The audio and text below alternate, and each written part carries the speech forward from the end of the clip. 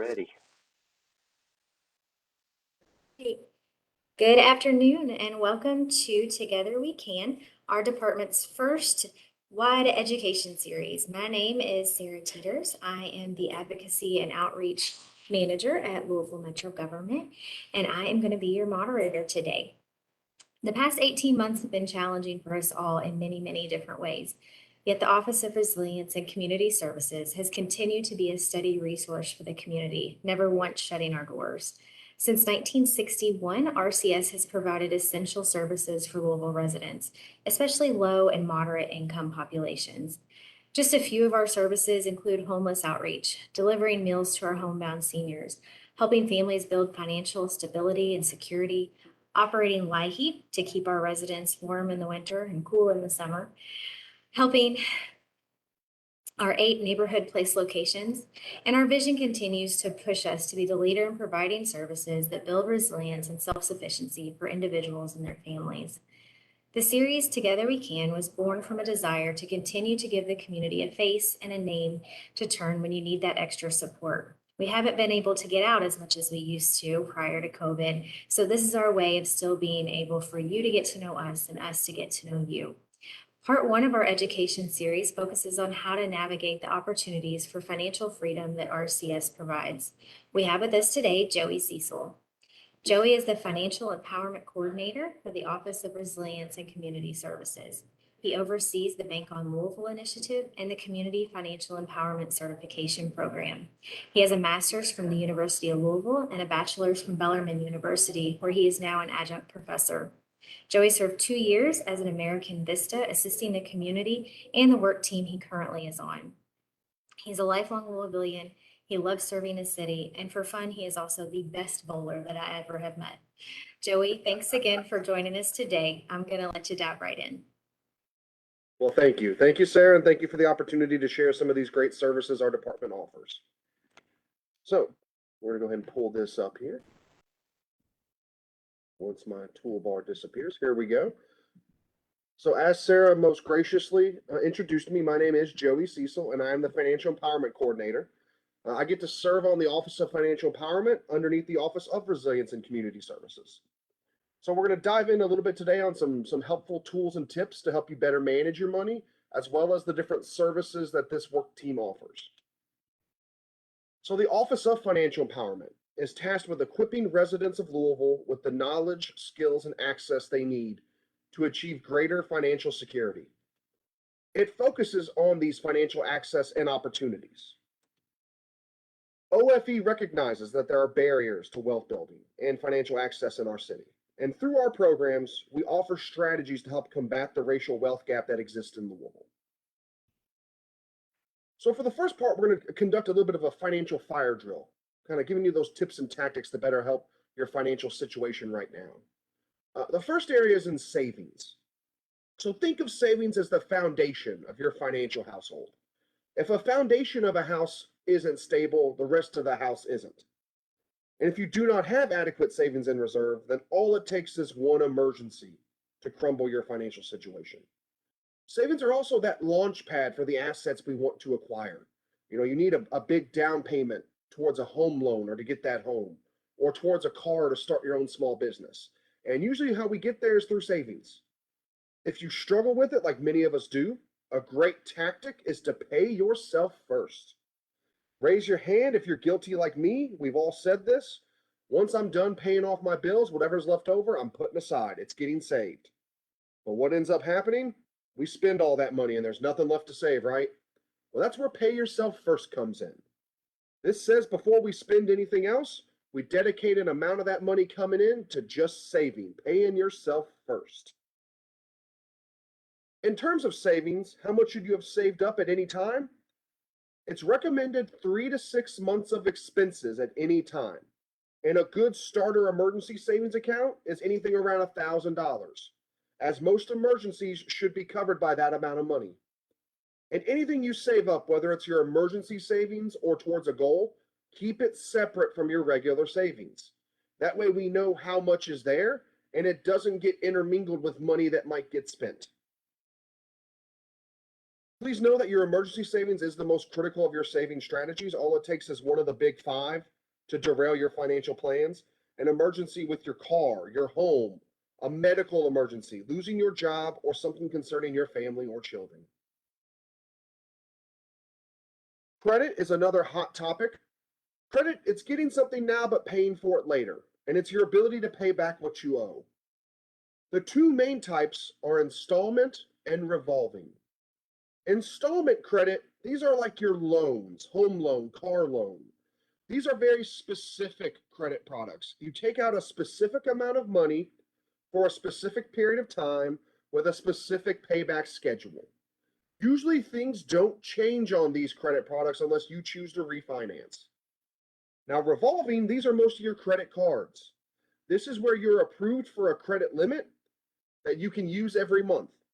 It revolves back to that full credit limit every month, no matter how much you spent the previous month.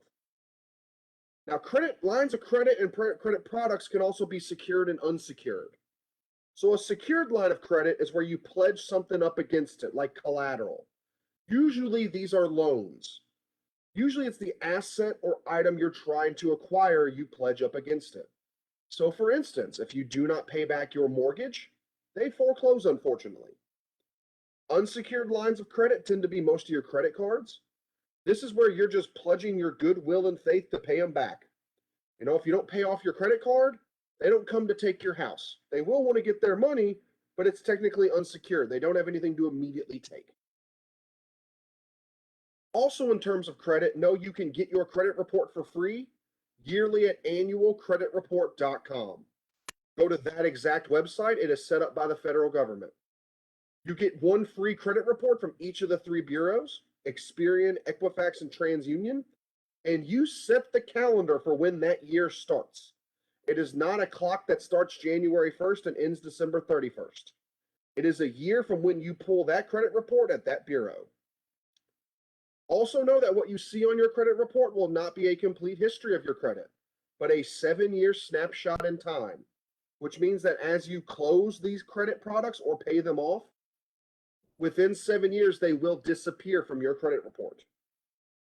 In terms of building credit, know that there is no magic pill or potion. The most impactful thing to building your credit is making an on-time monthly payment. Nothing more than that. That is the most impactful move you can take. If you have negative issues, work to resolve them. Because though things get closed after 7 years, they rotate off your credit report after being closed.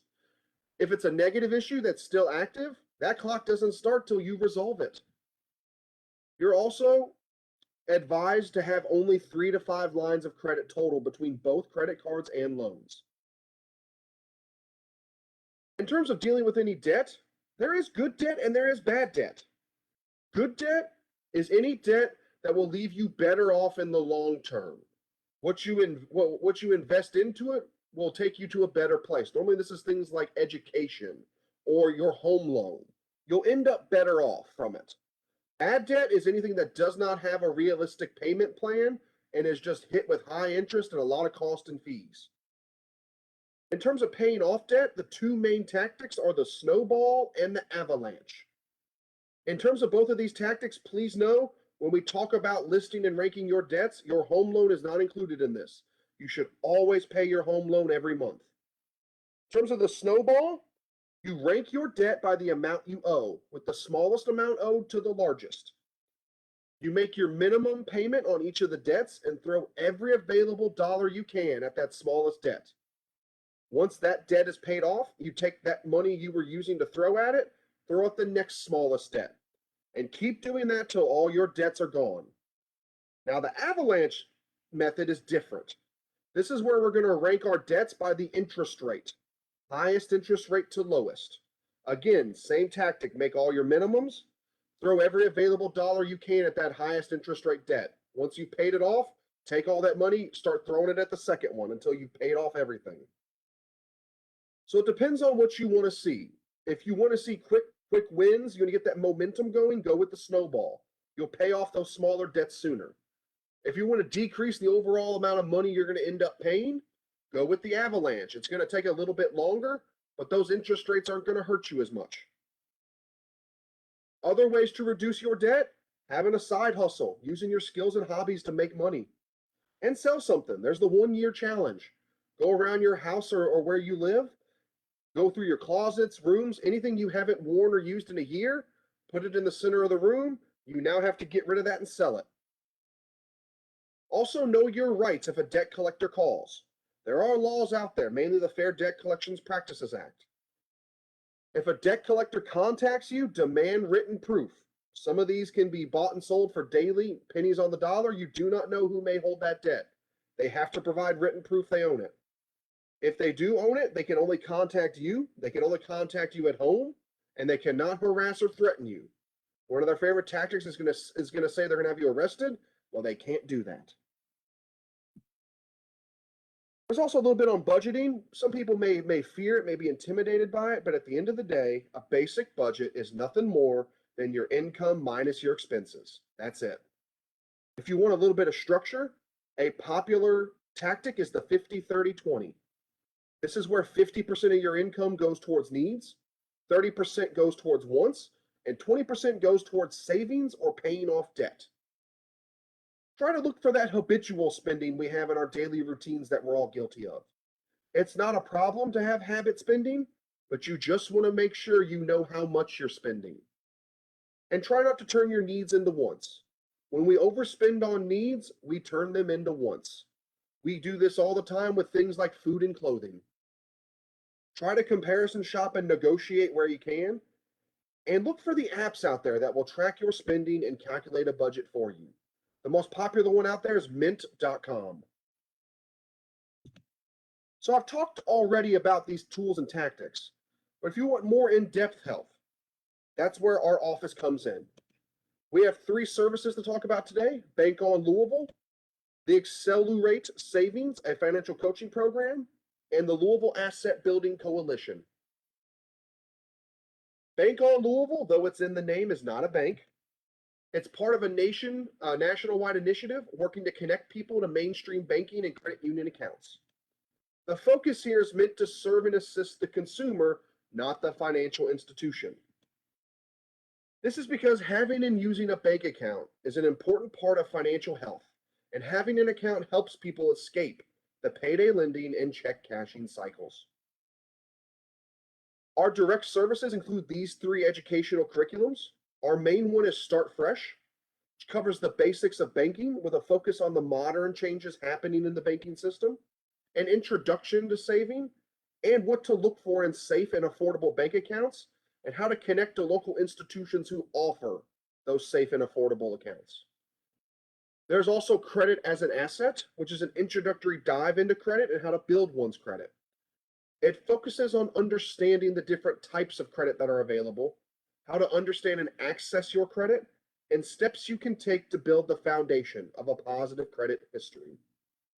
Our final one we offer is Start Smart, which focuses on youth and young adults.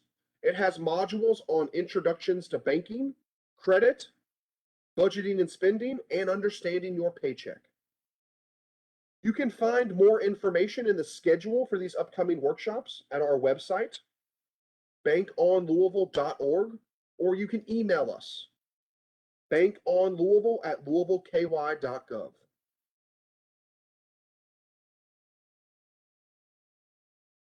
Another service we offer is the Accelerate Savings Program.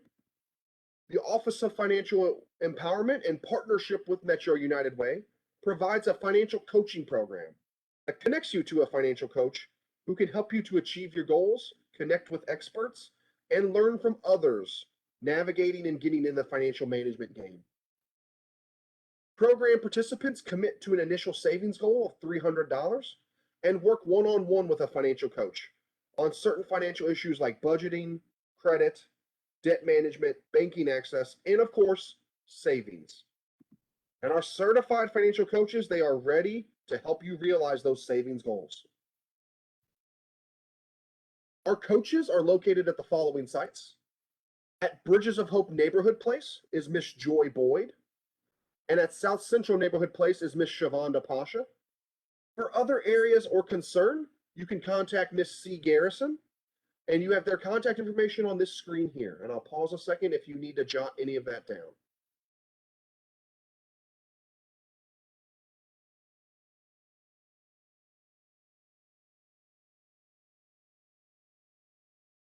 Our final service is the Louisville Asset Building Coalition.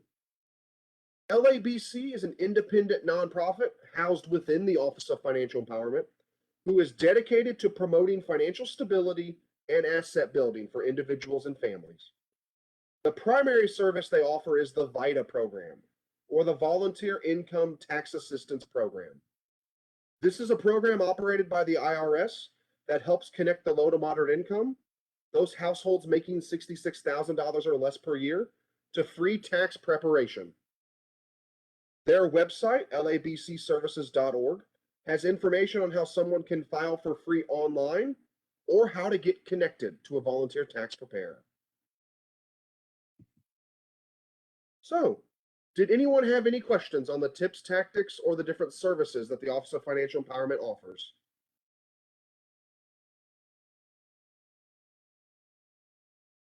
If you do have any that you did not feel comfortable sharing right now, you can reach out to myself, joseph.cecil@louisvilleky.gov, or again, you can reach out to us at Bank on Louisville at louisvilleky.gov or our website, bankonlouisville.org.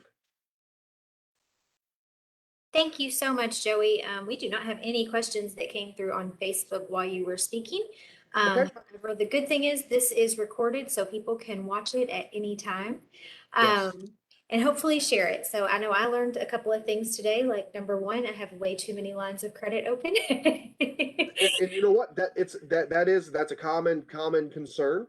What we usually Yeah. say is if you do have more than those 3 to 5, do not start canceling stuff immediately. No, but I'll definitely start maybe looking at the And smaller ones and paying them if off. yeah, if you do want to, make sure that whatever you're going to cancel, normally the credit cards, it's not usually advisable to cancel a loan. You know, if it is a credit card, make sure it has 8 months of a track record. Cancel the newest one and then wait 3 to 4 months to cancel the next one. That So way, it doesn't look like you're just throwing your hands up all at once. if you cancel multiple cards at the same time, it looks rash. It looks like a panic. And the credit world does not like to see those panic moves. They want to see that you have a plan. So wait to cancel stuff and then stagger those closings. You know, wait 3 or 4 months. If you use like a Credit Karma or somewhere you can check your credit score, after you cancel that first card, wait a couple months to see how it impacts your credit. Because anytime you close a line of credit, whether it's paying off a loan or closing a credit card, your credit score will take a temporary hit. That's just the unfortunate part of the game. Very good advice, and I will try to space those out if I can get them paid off. And Sarah, we always have those credit as an asset class. You can come That's join us right. as well. You're going to see me in there maybe. So I want to thank you again, Joey. You've been our guinea pig for this first series. I do want to tell people there are 2 more this month. So our next one next week on November the 11th is on eviction prevention and rental assistance. So again, at 2 o'clock on Thursday, please tune in. We're going to have a couple of different panelists in there speaking from our neighborhood place and from Resilience and Community Services. So we look forward to that. If you do have any questions after this, again, Joey's information is up there, but for other programs or services or questions for Resilience and Community Services, our offices are open 8 a.m. to 5 p.m. Monday through Friday. And you can give us a call at 502-574-4377. Until then, stay safe, stay well, and we'll see you next week.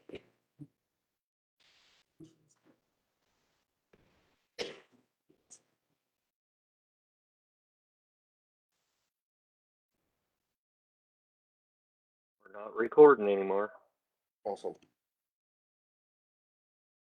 Talk to you later. See you, Al.